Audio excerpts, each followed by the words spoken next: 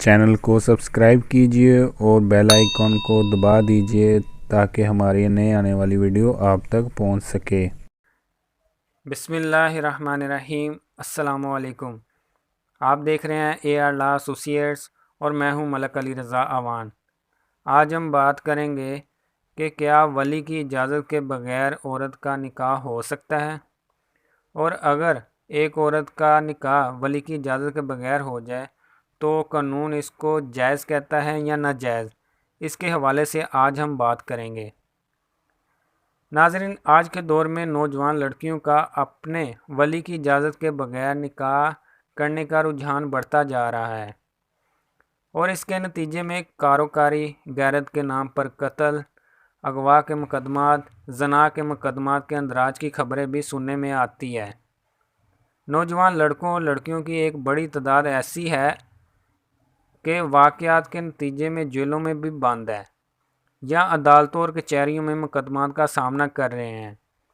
بے شمار لڑکیاں دارالعلومان میں رہتی ہیں اور سینکڑوں والدین اور خاندانوں کو انہی واقعات کی وجہ سے بے عزتی، خفت اور ذلت کا سامنا کرنا پڑ رہا ہے۔ اب سوال یہ ہے کہ ولی کون ہوتا ہے؟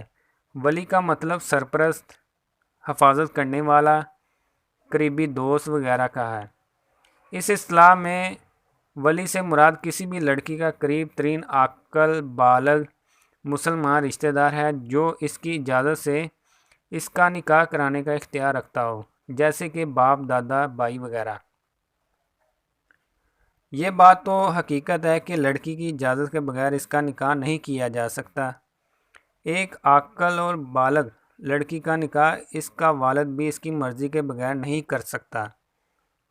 جس نکاح میں سرے سے ایجاب ہی موجود نہیں تو ایسا نکاح منعقد ہی نہیں ہو سکتا۔ وفاقی شرعی عدالت نے ایک مقدمے امتیاز حسین بنام سرکار میں اس مسئلے پر بحث کے بعد رائے دی کہ بلوغت کی عمر کو پہنچنے کے بعد ایک لڑکی کو یہ حق حاصل ہو جاتا ہے کہ وہ کسی کی اجازت لیے بغیر اپنی جائیداد کے معاملات میں طے کر سکتی ہے۔ لہٰذا یہی حق اسے نکاح کے معاملے میں بھی دیا گیا ہے کہ وہ اپنے ولی کی اجازت کے بغیر اپنا نکاح خود کر سکتی ہے۔ اس کے علاوہ لاہور ہائی کورٹ کے 3 رکنی بینچ نے ایک مشہور مقدمہ عبدالوحید بنام عاصمہ جہانگیر میں 84 صفحات پر مشتمل ایک تفصیلی فیصلہ میں اس مسئلے پر بحث کی، اور ایک کے مقابلے میں 2 جج صاحبان کی اکثریتی رائے یہ تھی کہ اگر ایک عاقل بالغ لڑکی اپنے آزاد مرضی سے نکاح کر لے تو اس نکاح کو باطل قرار نہیں دیا جا سکتا۔ لیکن اس کے ساتھ ہی اپنے فیصلوں میں انہوں نے خیالات کا اظہار کرتے ہوئے یہ لکھا کہ اسلام میں مردوں اور عورتوں کے درمیان شادی سے پہلے کے تعلقات، خفیہ دوستیاں اور خفیہ نکاح ممنوع ہے۔ نوجوان لڑکوں اور لڑکیوں کا اپنے جیون ساتھی کی تلاش میں نکل کھڑے ہونا اسلامی تعلیمات کے خلاف بھی ہے۔ خاوند کی تلاش کی مہم بہت سے خطرات کو دعوت دیتی ہے جس کی بہرحال حمایت نہیں کی جا سکتی۔ اسی طرح اسلامی معاشرے میں والدین اور خاندان خصوصی اہمیت کے حامل ہوتے ہیں۔ یہ تو ممکن نہیں کہ والدین یا خاندان والوں کو یہ حق دیا جائے کہ وہ لڑکی کی زبردستی شادی کر دے، تاہم ان کا یہ حق ضرور ہے کہ انہی کی زندگی کے اس اہم معاملے میں مشورے میں شامل کیا جائے اور ان کی رائے کا احترام کیا جائے۔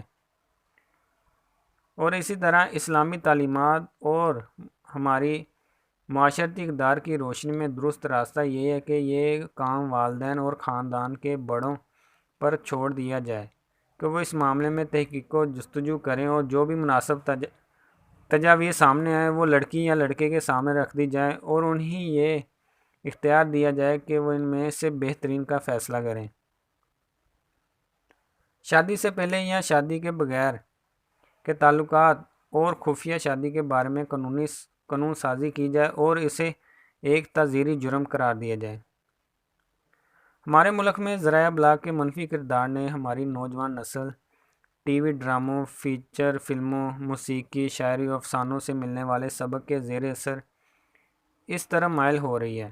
لیکن اگر غور کیا جائے تو یہ بات نظر انداز نہیں کی جا سکتی کہ سب کچھ کے باوجود ہمارے معاشرتی نظام میں دینی تعلیمات اور مشرقی روایات کی جڑیں اتنی گہری ہیں کہ ذرائع ابلاغ کا منفی کردار بھی ہماری نوجوان نسل کے اخلاق و کردار کو مکمل تباہ کرنے میں ناکام رہا ہے۔ اس لیے دیگر وجوہات پر بھی غور کرنے کی اشد ضرورت ہے۔ جس معاشرے میں وٹا سٹا کی شادی کے نام پر لڑکیوں کی فروخت، محض جائیداد کے بٹوارے سے بچنے کے لیے لڑکیوں کی شادی قرآن مجید سے کر دینا، یا کسی قاتل شخص کی بیٹی یا بہن کو بطور جرمانہ مقتول پارٹی کے کسی فرد کے نکاح میں دینے کے فضول رسمیں موجود ہیں، وہاں گھر سے بھاگ کر ولی کی اجازت کے بغیر نکاح کر لینے کے واقعات میں اضافہ کوئی حیرت کی بات نہیں ہے۔ اسی طرح کی شادیوں کی ایک اور بڑی وجہ بے جوڑ شادیاں کرنا ہے یا خاندان سے باہر رشتے نہ کرنا ہے۔ اسلام میں کہیں پر بھی یہ نہیں کہا گیا کہ لڑکی کی شادی خاندان میں ہی کرو، بلکہ جہاں موزوں اور مناسب رشتہ ملے جس میں بچی کی رضامندی بھی ہو، وہاں نکاح کرنا چاہیے۔ اس کے علاوہ ہمارے معاشرے میں لڑکی کو وہ مقام نہیں دیا جاتا جو کہ اسلام اسے عطا کرتا ہے۔ اس کے والدین اور دیگر اہل خانہ کی عدم توجہ اور اس کے احساسات و جذبات کو نظر انداز کر دینے کا رویہ بھی اسے ذہنی طور پر باغی بنا دیتا ہے، اور جو خاندان اسے عزت اور ناموس نہیں دیتا، وہ بھی اس کی عزت و ناموس کا پاس نہیں رکھتی اور خود کو ذلت کی گہری کھائی میں گرا لیتی ہے۔ اس کے لیے ضروری ہے کہ ولی اور عاقل بالغ لڑکی کے درمیان اختلاف ہونے کی صورت میں کوئی مناسب اور باعزت عدالتی طریقہ کار وضع کیا جائے، اور اس سلسلے میں باقاعدہ قانون سازی کی جائے تاکہ ایسے واقعات کا سدباب ہو سکے۔ ناظرین، یہ تھی آج کی ویڈیو۔ اگر آپ کو ویڈیو پسند آئی اس کو لائک، سبسکرائب اور شیئر ضرور کیجیے گا۔ اپنا خیال رکھیے گا۔ اللہ حافظ۔